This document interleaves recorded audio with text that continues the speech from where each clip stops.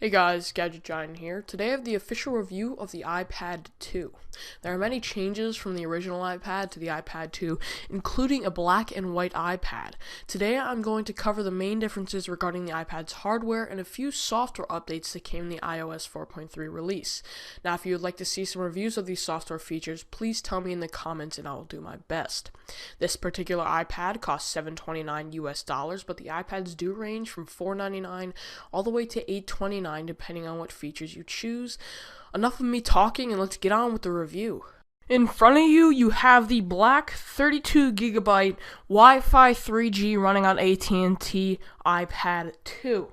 Now this model runs for $729 US. There's a Wi-Fi 16GB only running for $499, and then the top of the model is $829, and that iPad is 64GB Wi-Fi 3G running on either AT&T and Verizon. Now something really interesting to note quickly, the 3G bar does add about 0.01 ounces to the weight of the iPad, and it differs for the carrier. The Verizon is 1.34 ounces for the entire iPad, and the AT&T one is 1.35 ounces. Now it's nothing really that important, but it's something pretty cool to take note of, that one weighs more than the other. Right here, you've got your front-facing camera.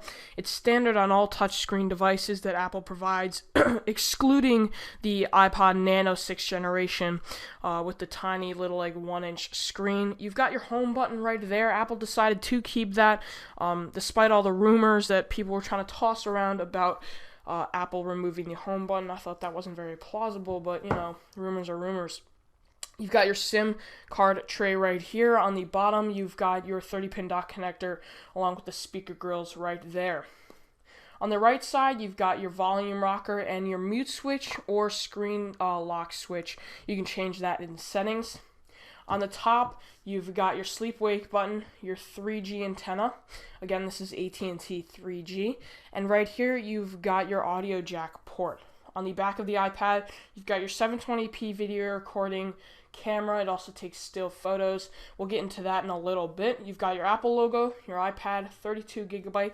That's all on the actual iPad. It is a third thinner than the old iPad, and it does have more of a iPod Touch backing where it curves off and then flattens, unlike the other iPad where it's more of a dome the entire way, but it eventually did flatten out at a certain point, of course, or else it would just rock on the table. So let's go ahead and go on into the iPad and show you what's inside. Now that you've seen the outside of the iPad, I want to go ahead and show you guys the software that 4.3 has and really what the iPad can do. So let's go ahead and open it up here. So now that it's open, it's not really much different than the previous iPad or any iPod Touch or iPhone 4 you have. It does have 4.3 built in, or iOS 4.3. Apple did install that with all their iPad 2s that they did sell. One thing I want to show you is now it does have the camera option right there because of the front and rear facing camera. So if you want to go ahead and open that, let's go ahead, touch it here. Now you're seeing where all my lighting is, and you can see my finger. That's the front-facing camera. If we go ahead, switch cameras around, you'll see everything that it shows. Now let me show you some videos I took on the iPad. Let's go ahead and come over here. You're not going to hear the audio too well because of my blue snowball. It's not really going to pick much up, but you can see the video quality, and it's actually really good, let me tell you that. The audio is also quite crisp and clear. The iPad is quite loud as well, so playback, if you want to show somebody the video you just took, it works pretty well. So let's go ahead and hit play here.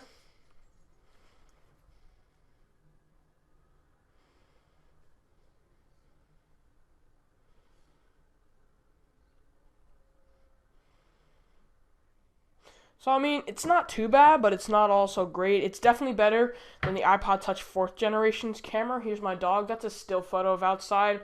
Here's a video from inside. Let's go ahead and give you a quick sample of that.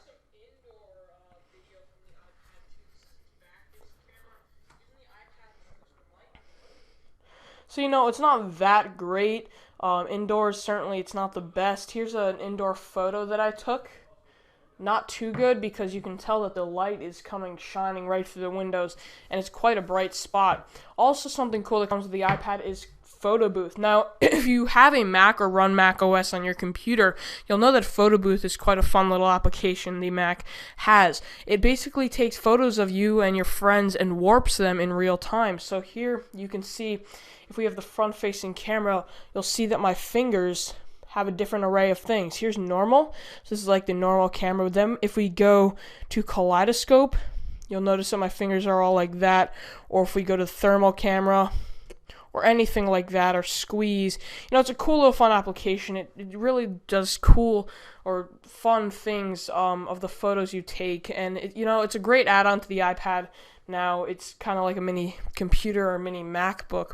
So that is Photo Booth. Now let me mention that the iPad OS now comes with two other features. It comes with iMovie, which is really cool.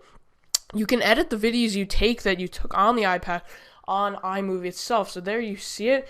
You've got iMovie right there.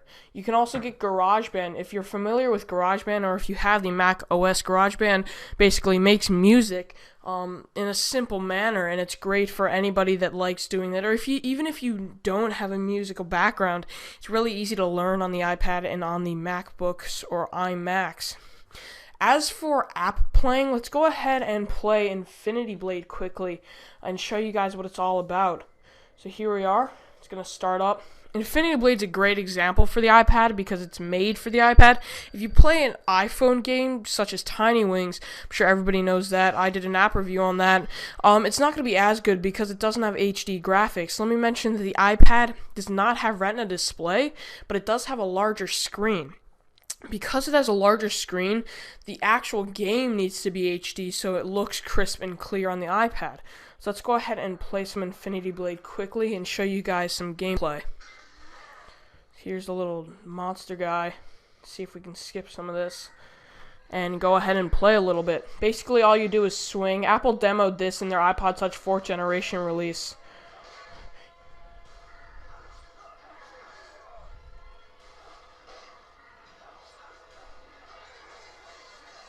You basically just swing and hope for the best. I mean, there we go. It's got, as you can see, it's got stellar graphics.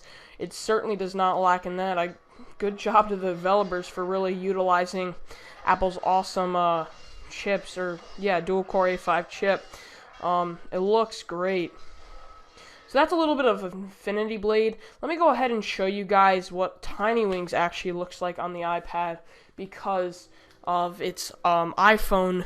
It's an iPhone application, and it's not a Retina supporting iPhone application. Therefore, it's going to start in a small screen. You can always click the bottom right-hand corner to expand. But now it's going to be a little bit blurry and not as good. So let's go ahead and zoom in. It's still cool to play on the iPad. It's a bigger screen. But, the quality isn't the best. As you can hear the speakers, or you probably can't hear because of my snowball, but the speakers are quite loud and great. So that's definitely a plus because now they've got, the iPad has the large speaker grill, so it's not hidden in anywhere like where the audio jack is, or I actually never knew where the speaker grill was until now. Sorry for that tripod bump right there.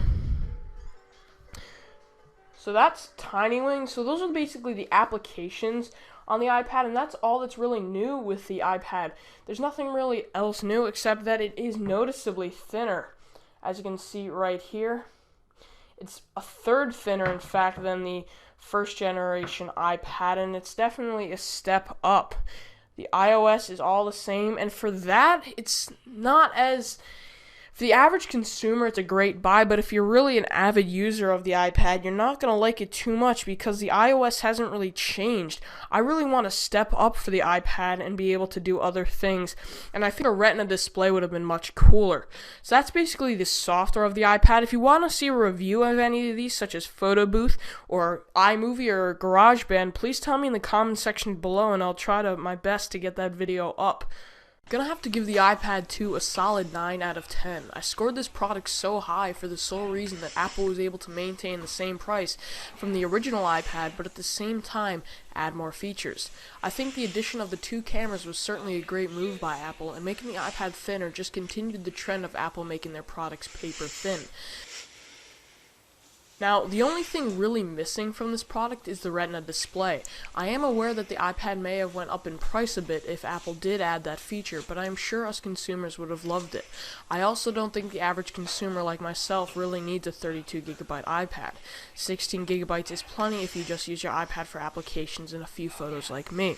If you do run out of space on your iPad, you can certainly transfer your apps to iTunes and add more. Thank you for watching my review of the iPad 2, and I hope you enjoyed it. To watch the unboxing of this iPad, please click the annotation in the video. Otherwise, have a nice day.